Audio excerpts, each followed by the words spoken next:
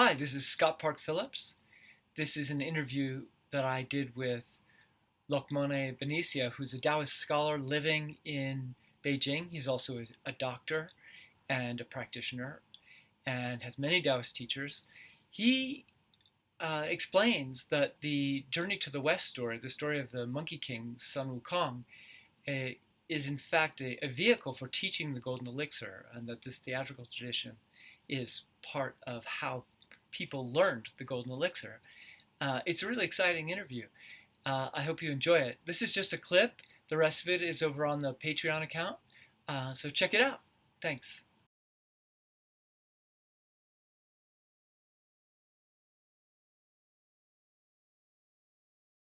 So you give a sum up of COT. First, most of Chinese people and I think Westerners see COT, as I said, as a fantastic, fantastic novels. Fantasy. A fantasy. Yes, sorry. I used to say it's like X-Men in China. With hero, demons, good guys and bad guys. Um, super power and everything. But so you knew already that COT has a spiritual background behind, right? Mm. Okay.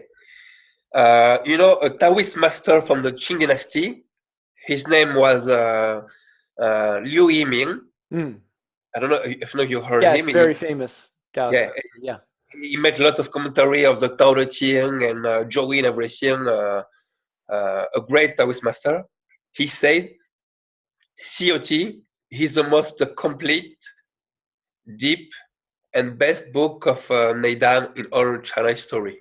He said almost everything. Mm. He said, "Wow."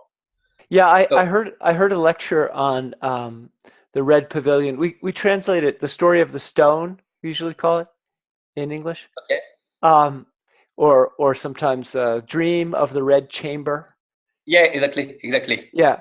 Um, there's a section on mirrors. Mirrors play a major role, and of course, mirrors play a major role in Taoism, uh, and Buddhism as well. Reflecting. Because a mirror has no choice but to reflect your true nature, right? Okay. It can, but it's also what you see is also shu. It's also fake. So there's that it's all the same conversation is happening there as well. Yes, I heard that Holomon it's full of medical Yes. herbal medicine, and Yes. they're all useful in real clinical practice. Yes. Yeah. This was very common to put various types of knowledge, medical in knowledge in these books because they were spending money. It was usually one guy who would spend money to have a book made and printed, and then it would be distributed. It was a company that would distribute them, but it was a project, and it was sort of like a giving back. So they would put a lot. If that person was a doctor, they would put a lot of their medical knowledge in there, or they would put there's many different types of knowledge in there. You even see there's a book I'll put it in the notes, where it has the two clowns right on the stage talking about how silly medicine is. But they're actually experts. Like, they're clowns, but they're experts in all the different ways you can use poop or feces for medicine, and they've mentioned 20 different types, and they're going back and forth, and it's very informative, but also very funny to watch. So, Okay, good. Yeah, um, they're all full of wisdom. Can I tell something? Last things about the COT. yeah, please. So COT, if you first of all, you are not supposed to read to see the movies and the series, which is fully science fiction. And okay, when you read the real book, you will see in many chapters, you see many Neidan and Chan poem.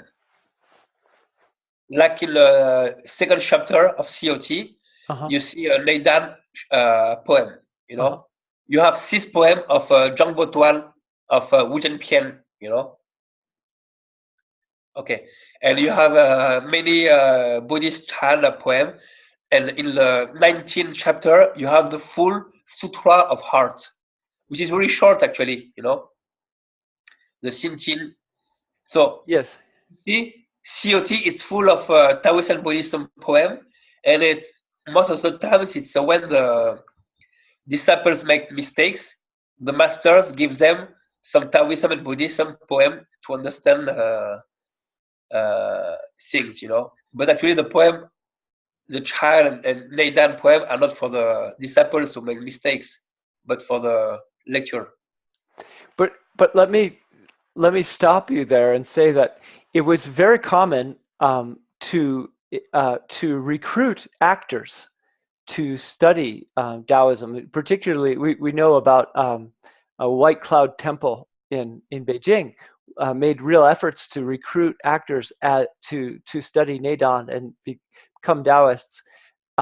Because they were traveling everywhere and they were performing these. You know, there were master kung fu masters of incredible acrobats, and they were also Taoist masters, and going around, and they would be in all sorts of remote places, and they were teaching from the stage, in a sense. The original tradition was not this kind of sci-fi trivial sci-fi fantasy. The actual tradition was, you know, illiterate people would come and gain this great knowledge from watching the theater, and these were, you know, these were really, these people were experts in the body, right? They were experts in Neidan. They were experts in religion, and but they were also low caste. They were like the Tao Te Ching says, you know, the Tao goes to the lowest place.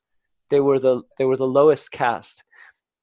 Hey, thanks for listening. You can catch the rest of this interview at my Patreon account, which is Scott Park Phillips, and also check out my books at Amazon.com.